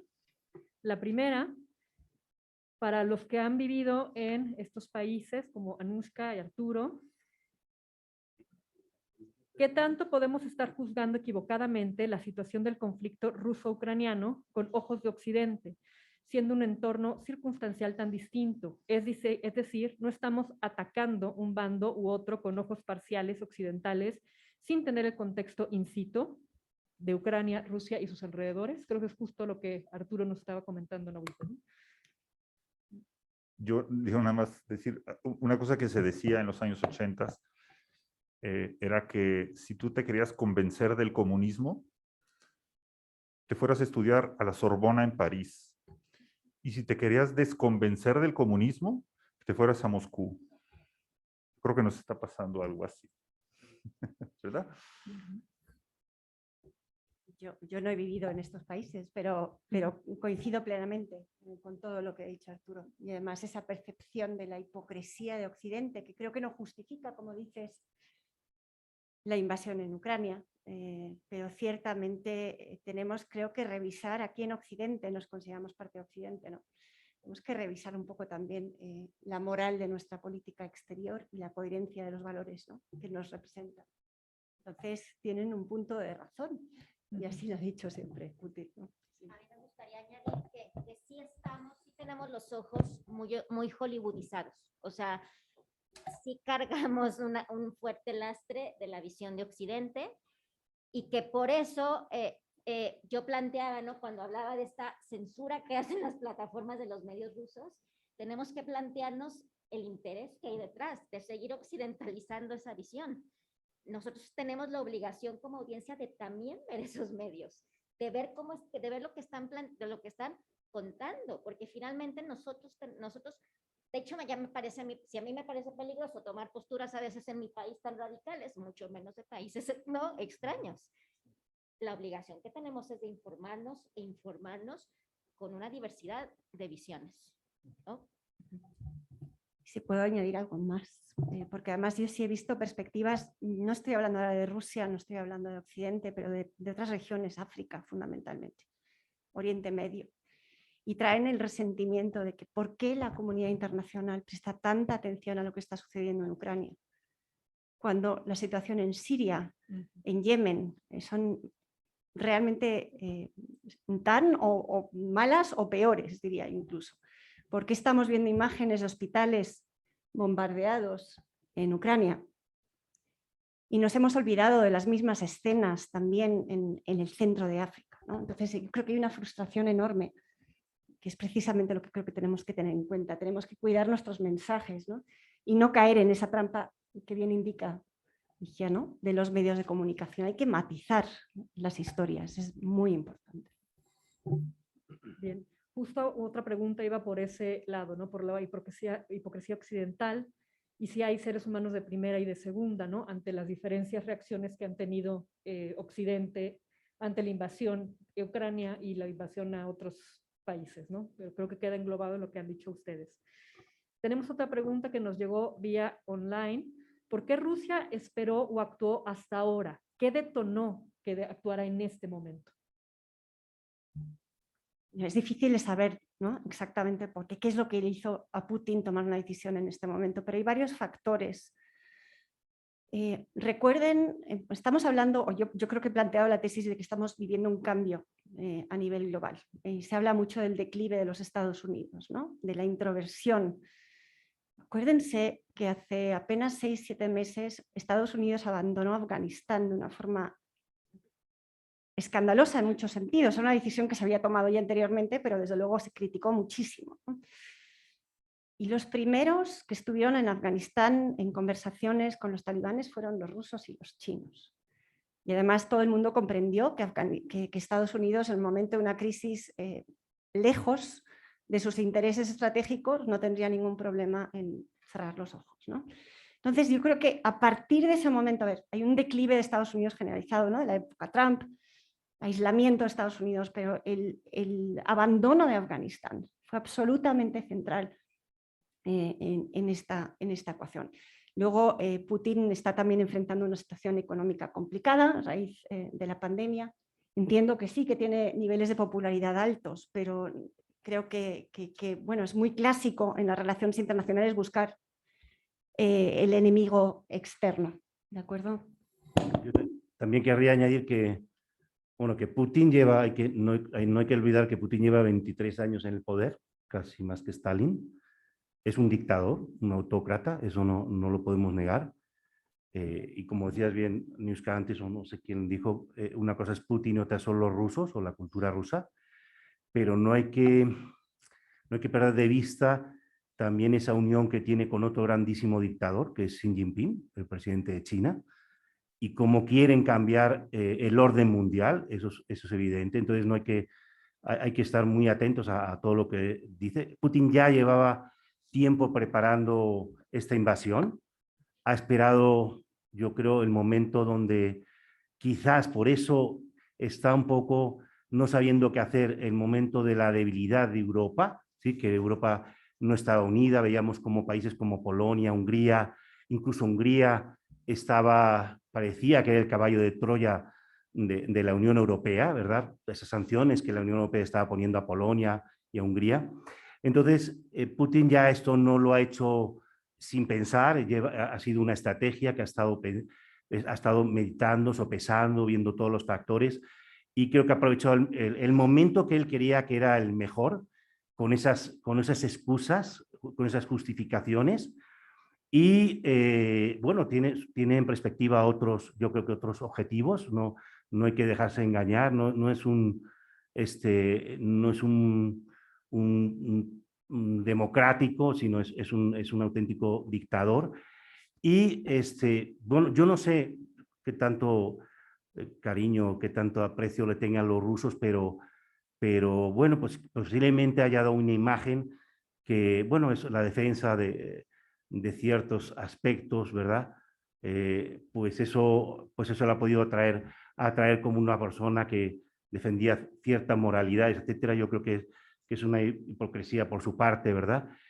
Y yo creo que lo que quiere es cambiar el orden mundial totalmente y quiere hacer un nuevo reorden según su forma de ver pues la política, la geopolítica, etcétera. Y eso, lo que le ha parado a él es esa unión, porque eso no se lo esperaba, esa unión que había en la... esa unión o la respuesta tan rápida de la Unión Europea, ¿sí? Y las sanciones económicas que le están pegando muy, muy duro. Creo, a Dios que en estos días dicen que va a entrar en quiebra técnica.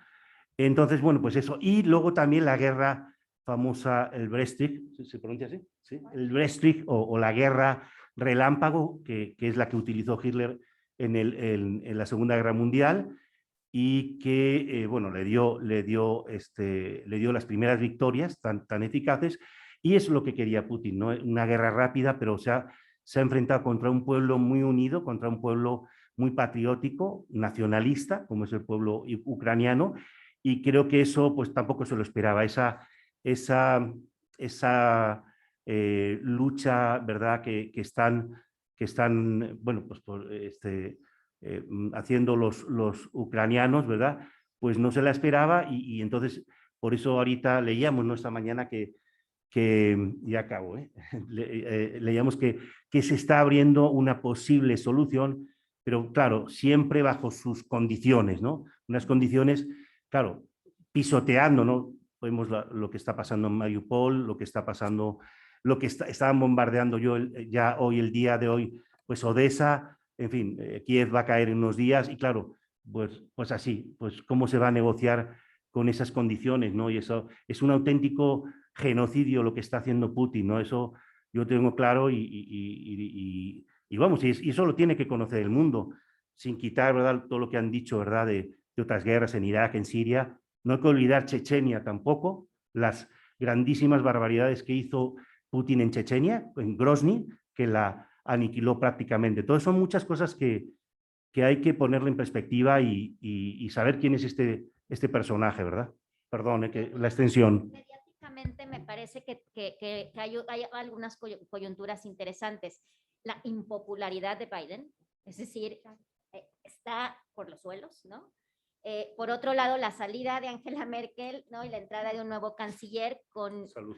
me parece que todavía muy, pues, una fase muy inicial que no se le conoce todavía y que ya se sabía, pues, que era una personalidad muy distinta a Angela Merkel, ¿no? Que era una mujer capaz de consensar, ¿no? Entre los líderes europeos. Y desde luego, ¿no? Pues también está en esta coyuntura de Biden también, un presidente, Zelensky, que mediáticamente se promovía mucho con Occidente, ¿no? Continuamente visitaba Estados Unidos, Inglaterra, etcétera, etcétera. Prácticamente hacía como un tour, ¿no? Un tour europeo, y eso en términos, digamos, había objetivos, ¿no? De hacer eso y me parece que esas coyunturas son importantes, ¿no? En términos de lo que el mundo estaba viendo, ¿no? ¿Alguien tiene alguna pregunta aquí en el público? Si no, sigo con las de online. Creo que tenemos tiempo para un par de preguntas más, ¿no? Muy bien. Una pregunta, ¿qué riesgos corremos en México en los escenarios que mencionó Anushka, además de los económicos financieros? Esa es la gran pregunta y creo que, a ver, no me he puesto a mirar, yo sé que en Europa lo están haciendo, esta es la primera vez, yo que soy europea y tengo a mucha gente allí, me imagino Arturo que a ti te pasa lo mismo, pero todo el mundo está viendo los mapas de alcance de las armas nucleares, tristemente, ¿no? A ver, en un escenario de una expansión de la guerra a nivel regional, creo que podría ser todavía relativamente contenida, convencional. Lo que pasa es que hemos dejado las guerras convencionales atrás. ¿Qué son las guerras convencionales? Esas que se desarrollan en el terreno entre soldados. De hecho, ya las últimas guerras que ha habido incluso en el Golfo son muy diferentes, ¿no? Pero hay medios que ya hablan de guerras cibernéticas. ¿Qué quiere decir una guerra cibernética?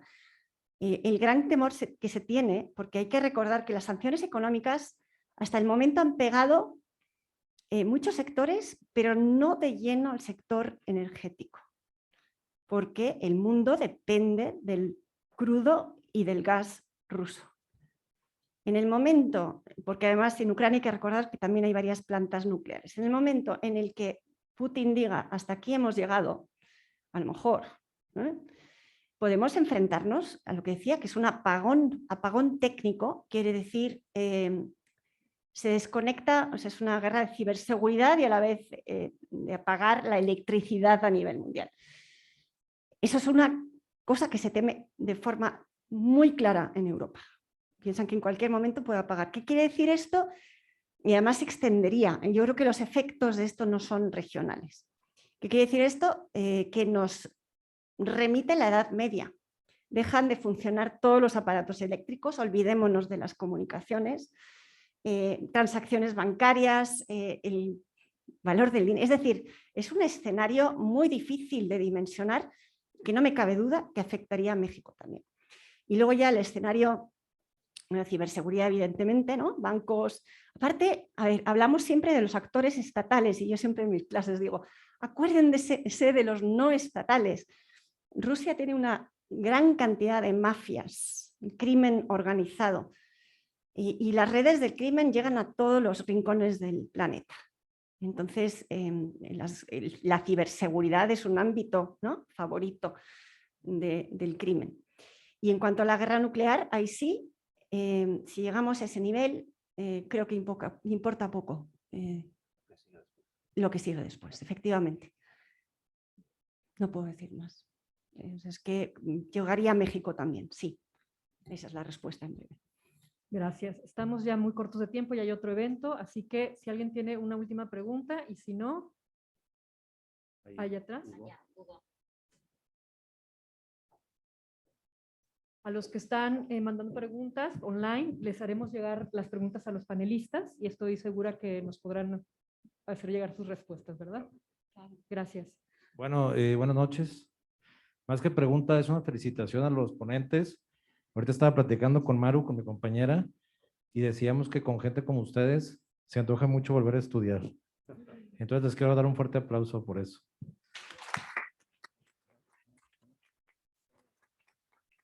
Para cerrar y no quedarnos con las últimas palabras de Anushka que nos dejaron a todos fríos, ¿no? A mí me gustaría que nos dieran una última reflexión. Sí, ¿no? Que nos dieran una última reflexión muy breve, ¿no? Sobre estos conflictos, ¿no?, que se dan entre identidades nacionales. Parece ser que la violencia y la guerra acentúa más el odio entre pueblos, ¿no? Yo pensaba en la rusofobia, ¿no?, que dice Putin que existe y que cuando ves la historia de las legislaciones recientes de Ucrania te das cuenta que prohibieron el ruso cuando era una lengua de sus habitantes, ¿no? Y después, obviamente, pues este ataque que ha despertado el patriotismo. Entonces tenemos dos nacionalismos que se van enfrentando entre sí, ¿no? ¿Qué aspectos podríamos rescatar de esto? ¿Cómo podríamos salir de un conflicto así, rescatando valores nacionales? ¿Qué nos pueden decir al respecto? Brevísimas. Bueno, pues yo breve, pues hay que aprender de la historia, ¿no? Todo lo que ha sucedido y, bueno, reflexionar sobre otros acontecimientos. El problema no es de las naciones o de los estados, sino el problema es de los gobernantes y pues lamentablemente tenemos ahorita 2, 3, 4, 5 gobernantes en el mundo que bueno, que nos lo pueden echar a perder, ¿no? Entonces, uno peor que el otro, ¿verdad? Gracias a Dios no está Trump. Bueno, no sé si habrá aquí alguien a favor de Trump, pero hubiera sido otro escenario distinto si hubiera estado Trump. Yo por lo menos creo que gracias a Dios que no está. Pero bueno, pues aprender de la historia y no cometer los mismos errores, ¿no? Gracias a Dios hay una ONU, ¿sí? Cosa que no lo había después de la Primera Guerra Mundial, había nada más que una sociedad de naciones y que, bueno, que por lo menos algo puede hacer ahí. Y bueno, pues esperemos, bueno, a lo mejor los que somos creyentes, pues también decimos, pues hay que rezar, ¿verdad? El Papa estaba, pues, haciendo una consagración, ¿verdad? Y está diciendo que se pare ya la guerra, es decir, pues sabemos el Vaticano, su diplomacia tiene cierto peso, pero bueno, bueno, y pensar que esto, bueno, pues esperemos que prime la paz, ¿verdad? Porque la guerra siempre ha traído destrucción. A mí, la verdad, yo a mis alumnos les digo que tenemos que ser muy sensibles con lo que está pasando. Y no verlo tan lejos ahí y ver, bueno, a lo mejor no frustrarse y ver todos los días ahí que, las noticias, pero sí ver el sufrimiento de la gente y eso que nos haga ser más sensibles y con más feeling, ¿verdad? Para esa gente que está sufriendo realmente. Son imágenes totalmente desgarradoras, ¿no?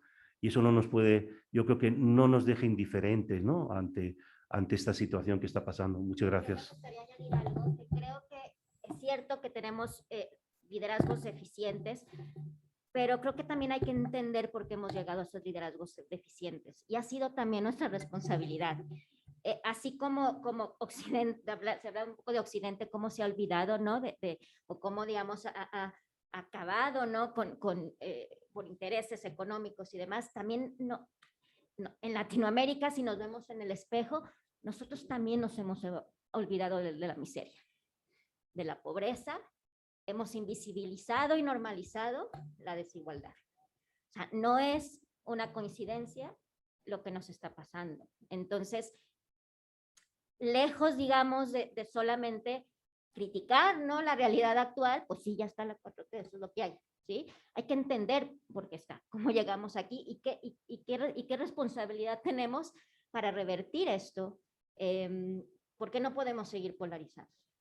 ¿Sí? Porque somos lo mismo, o sea, somos unos con otros, no unos contra los otros. ¿Sí? Y yo solo añadiría que, digo, tendríamos que estar ciegos para darnos cuenta que México está en un estado de guerra.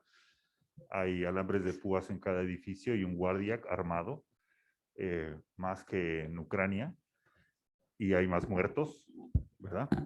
Eso es guerra, ¿de acuerdo? Entonces, tenemos que trabajar desde aquí, desde nuestro patio, y yo creo que lo mejor es hacer y cumplir la misión de la universidad, si estamos aquí, vivir la misión de la universidad, que es precisamente sacar la paz, ¿verdad?, a la sociedad mexicana y no vivir en una burbuja, porque eso nos hace mucho daño. Yo he visto esas burbujas en Ucrania y acaban por tronar, ¿verdad? Hay que salir de la burbuja y ir a quitar esos alambres de púas, esos guardias armados en toda la ciudad, porque estamos en guerra, también nosotros, la verdad. Gracias. Una última idea nada más, o ya casi para concluir. Kant proponía que para lograr la paz de alguna forma en el futuro, era necesario que fueran desapareciendo los ejércitos nacionales. Y si hoy en día vemos el top 5 de los ejércitos en el mundo, el número 1 es Estados Unidos, el segundo es el de Rusia, el tercero es el de China, el cuarto es el de India, el quinto es el de Japón, y tenemos todavía otros 5 más que juntos tienen un poder gran devastador para el mundo. Entonces, parecería que esa condición no se cumple, por lo que Kant preveiría una cierta posibilidad de la paz. Mientras tengamos estos ejércitos con este poder devastador, el escenario futuro no resulta muy positivo. Y una última idea también que es interesante, que vale la pena pensar en los políticos que representan a las naciones. Voy a tomar una idea de Nicolás Maquiavelo, que en este apéndice dice de la siguiente manera: el príncipe que no reconoce los males hasta que ya no es hora de evitarlos, no es verdaderamente prudente, pero en general no es la previsión la virtud propia de los reyes. Me parece que eso también ya nos da una cierta sensación de impotencia ante el futuro que de alguna forma nos espera. Gracias. Muy bien. Lo que pasa es que ha terminado tan bonito que... No, pero a mí me gustó mucho, yo diría un poco, reiteraría las ideas de mis compañeros, y me gustó mucho una cosa que dijiste, Arturo, sobre Ucrania, que no tenían capital social. Yo creo que el evitar este tipo de conflictos pasa por invertir en capital social, ¿no? Y que es precisamente lo que habéis dicho, educación, igualdad, etcétera, y participación política. Yo creo que lo que no puede ser, lo que estamos viendo es que hay una persona, quizás un pueblo detrás, no lo sabemos, pero hay un personaje autoritario que tiene el mundo en vilo. No podemos permitir que eso suceda. La democracia no es perfecta, ciertamente, ¿no? Decían que era el menos malo de todos los sistemas políticos, pero yo creo que tenemos que defender la democracia, que haya un sistema de controles, ¿no? De balances, de checks and balances, para asegurarnos de que nunca una persona sea capaz de destruir no solo un país, sino en potencia incluso toda la humanidad, ¿no? Entonces luchemos en ese sentido, participando y haciéndonos cargo del proceso político de nuestro país. ¿De acuerdo? Hasta ahí. Gracias. Muchas gracias a nuestros panelistas. Por favor, les pido un aplauso en reconocimiento.